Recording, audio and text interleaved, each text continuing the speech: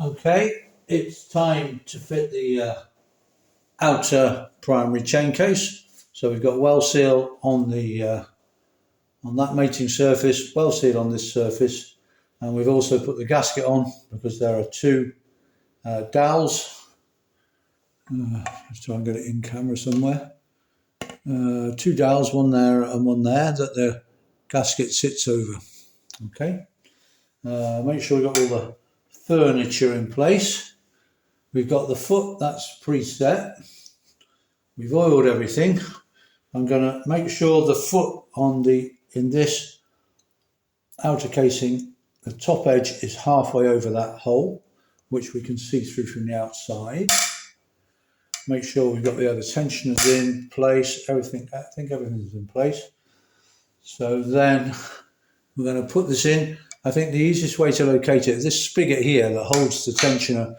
That goes in a hole under the primary chain. So I think that's the first thing we kind of need to find to get everything to line up.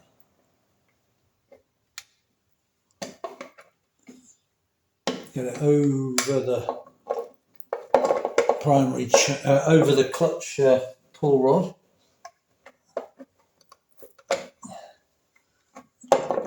There we go. And famous last words, it just slides on.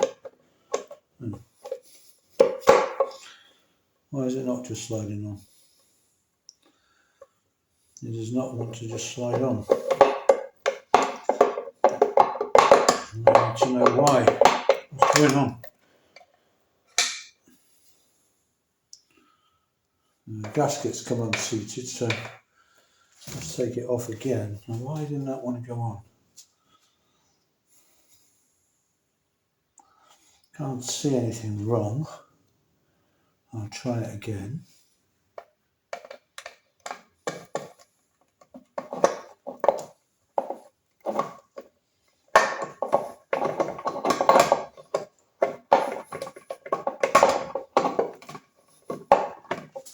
Try and get that spigot in place. There we go, that spigot's in the right place now.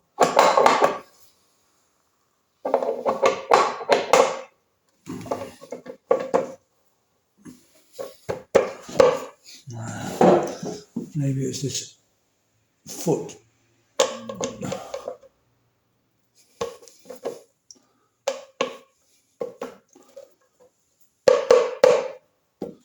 Are we on? No.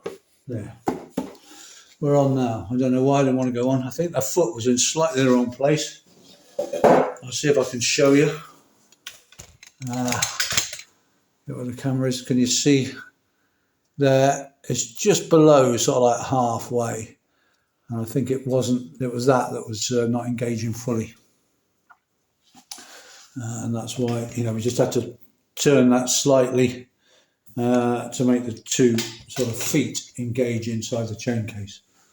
There, it's now on fully. And so now all we need to do is put in the various Allen screws around the edge. Now, this is a bit of a strange one. Basically, all the sort of bottom screws are a different length. So from the very front one here, if I can get the camera in the right place, which I'm struggling to do. What's going on there? It's a bit close, that, isn't it? That's probably a bit better. So from this front one here, all the way around the bottom, they're all different. And then from the top, all the way around to there, they're all the same. So I think the ones at the top are all 1 3/4 inches. So we're just going to slot those in. 1, 2,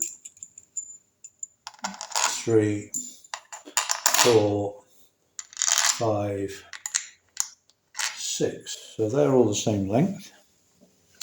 Then at the very front is a very long one. I think it's 2 inch that.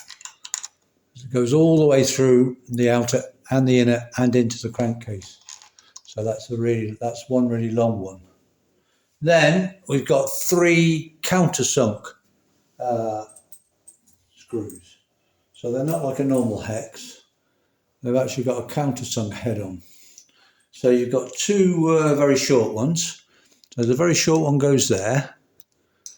I can persuade that to just go in a little bit. And another short one, let me see, I think it goes there. Probably locate that in a minute when I've got the hex.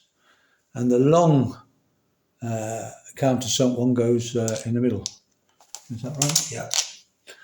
Okay, so we've got two left. We've got one here and we've got one here. So this one is slightly longer and this one, yeah, and this one is slightly shorter. So I think they're 1.5 inches. Are they 1.5 inches? I think. And that's 1.75 inches. Something like that. Anyway, it's a slightly longer one. Just trying to think what it is. No, yeah, sorry, that one's 3 inch. This one is a longer one, that's 2 inch. And this one is a slightly shorter one, final one, which is 1.5 inches. So they're all 1.75 inches. Then you've got 3 countersunk, one very long 3 inch, one slightly longer 2 inch, and then one short 1.5 inches. So that's all pretty confusing, but there we go. So then I'll get the dear old hex drive out and we'll start screwing those in.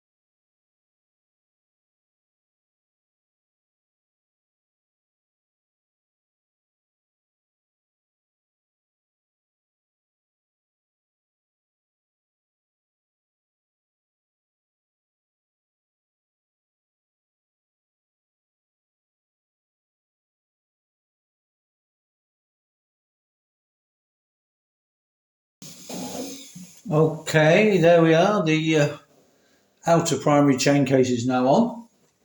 What we'll do is later on I'll cut the gaskets down, but I'll do all that when the engine's finished completely, and we'll wipe off any excess well seal, cut the gaskets down so it all looks really neat in that. And then, yeah, I'm just going to remove the inspection cap, and I will be putting a new oil seal on the back of this cap. But I'm just removing it so that I can just check the primary chain, and I'm going to do the tensioner up underneath just so the tensioner's just touching the primary chain, so there's no whiplash or anything, and then everything's done. So I'm going to put a seal on that and then just run this tensioner up just so that it's touching the chain, then lock it off and we should be okay. And there we have the primary chain case on. Let's move back a bit. And so, yeah, we have a pretty good looking engine now. Just a few little bits to finish off, and before we know it, we'll have, the engine will be done, and then the big job is to connect everything up and actually get everything working. Connect all the electrics up and the exhaust pipe and the carbs on and the petrol taps and the electric start and so on, and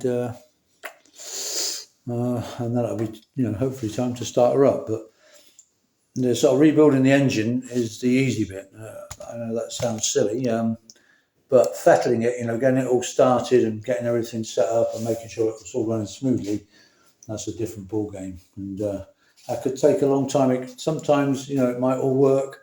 Other times, it might be a nightmare. So it's one of those, but looking forward to the challenge. Anyway, engine coming together. I think that's our last big bit of sort of like assembly. Obviously there's still a lot of bits to go, but the engine is now kind of basically back together. The next thing we'll be doing will be the clutch, because there is no clutch mechanism on this bike, because we have the hydraulic clutch. So that's the next thing we'll be doing, is rather than fitting the normal 3-ball bearing lift mechanism, we'll be fitting the hydraulic lifting mechanism. So I'll be interested to see. So I've never used one before or whatever, so I'll be interested to see how well that works.